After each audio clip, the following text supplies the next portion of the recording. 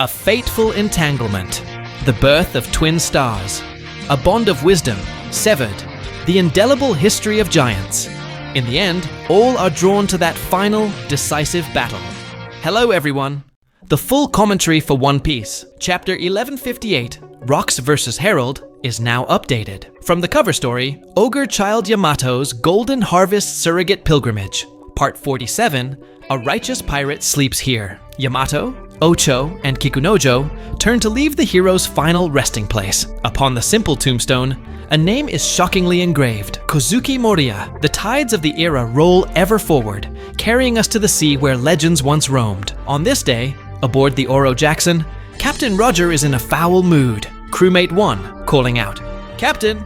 Hey Captain Roger!" Crewmate 2, "I heard Shaki opened a bar on Pirate Island. They say it's getting rave reviews." Crewmate 3, "We were all so sad when we heard Shaki stepped down as Empress. We thought we'd never see her again." Crewmate 2, "But now we know where she is. We can go see her." Crewmate 4, "But Pirate Island is Rock's territory, you know." Skopagaban notices Roger's strange behavior and quietly pulls Rayleigh aside. Skopagaban, "Rayleigh, I've noticed. Roger hasn't been himself. It started after you two spoke in the captain's quarters." Rayleigh, awkwardly looking away. Rayleigh falls silent, a flash of awkwardness crossing his face. Skopagaban, "Did you say something to him?" Rayleigh, "No, I didn't say anything. Not long ago, a secret conversation did indeed take place in the captain's quarters." Roger, "You're talking about that time before she abdicated? During the fight with the Kuja pirates? Shaki looked like she was in pain, like she was sick. And right after that, the news came out that she was stepping down.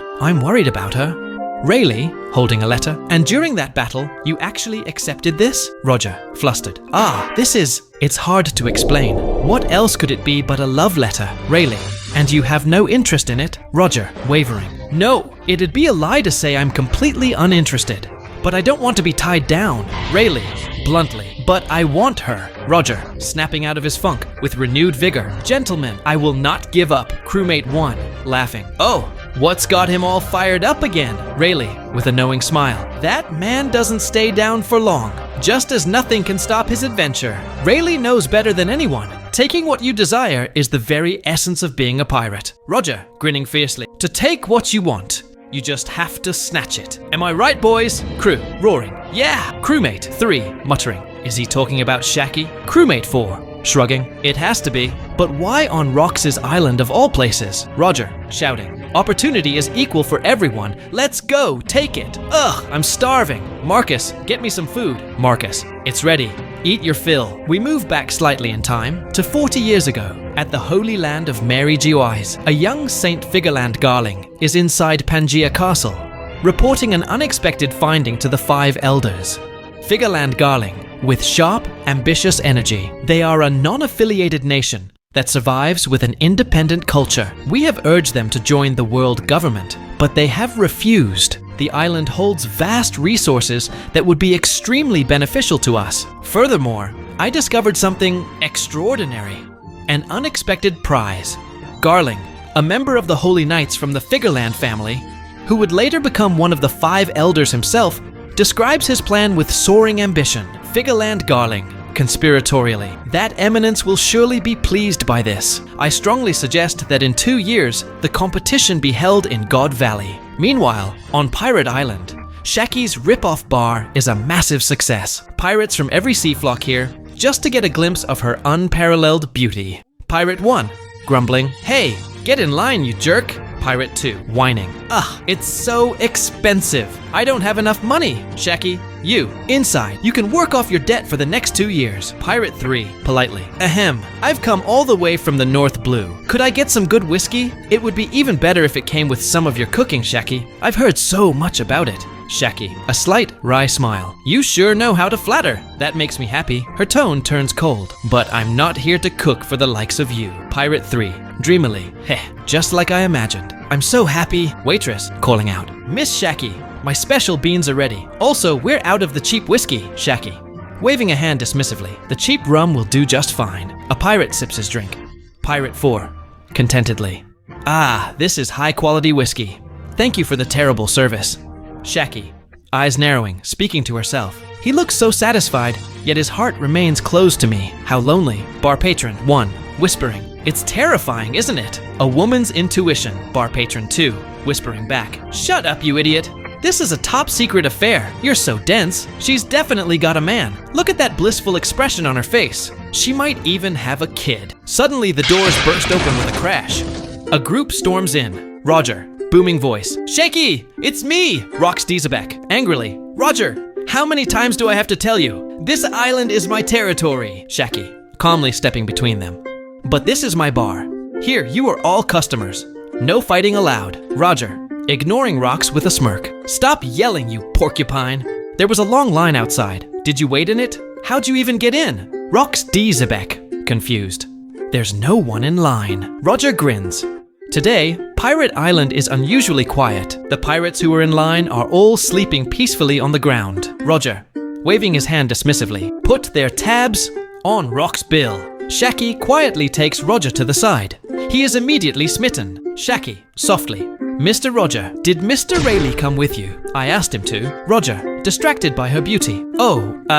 He wasn't feeling well. He's sleeping on the ship. Without warning, Gloriosa launches herself at Roger. Gloriosa, clinging to him desperately. I missed you so much. Let me join your ship right now. Roger, struggling. Gloriosa, I already said no. You're the kind of woman who makes a man's heart pound just by looking at you. He glances at Shaki. Of course. Shaki is another story. Gloriosa, pouting. That's no fun to hear. I can be that woman too. The high-class flower reveals her true feelings, and the atmosphere becomes intensely heated. Roger, looking defeated, turns to find someone else. Roger, annoyed, is Newgate here? I want to drink with him. Shaki, calmly, he already went home. Roger, muttering to himself, that Rayleigh, why didn't he come?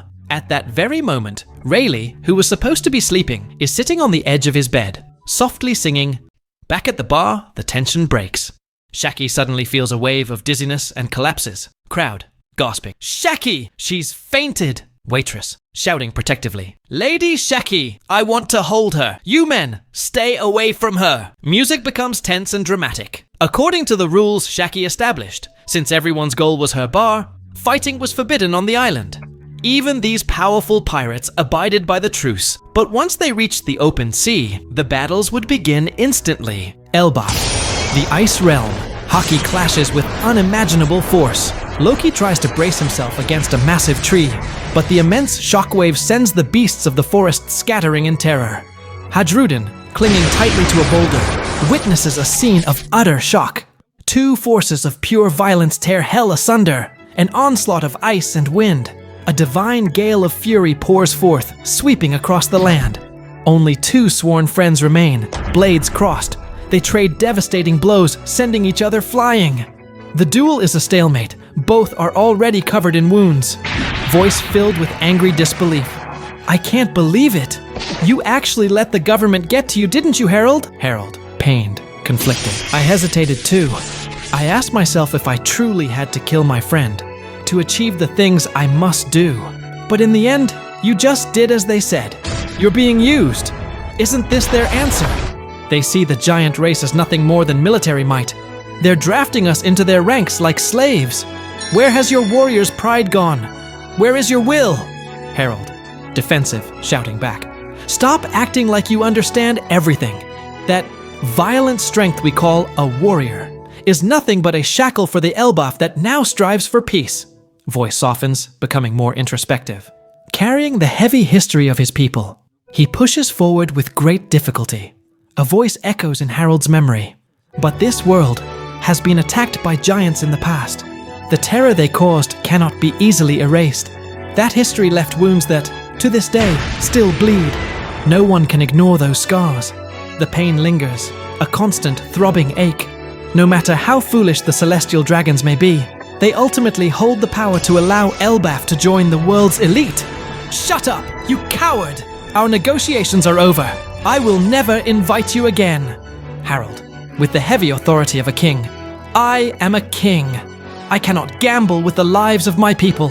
An outlaw like you is destined to fail. The monumental duel ended without a victor, and with it, their strange and wonderful friendship came to an end.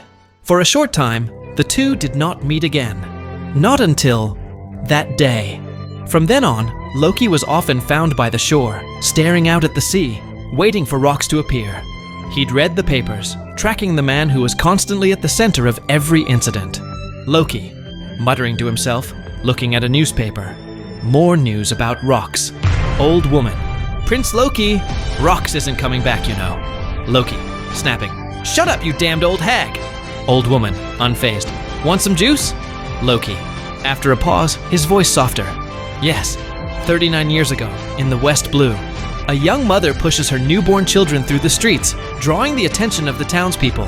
Townsperson 1, Alwed. They're twin boys. Townsperson 2, smiling warmly. Oh, how adorable! They've inherited your red hair. I hope my children grow up to be as bright as yours. Townsperson 4, kindly. If their father isn't around, we'll all help look after you. Young mother, gratefully. Thank you, uncle. Townsperson 1. What are their names? Young mother, softly with love. Shanks and Shamrock, with a sense of destiny. The Crimson Twin Stars are born. And that is the full content of One Piece chapter 1158. And good news, there will be no break next week. This week's chapter felt more like a transition, setting the stage before the end of Rocks' era at the God Valley incident. Oda is still laying the groundwork, weaving together the motivations of the various factions.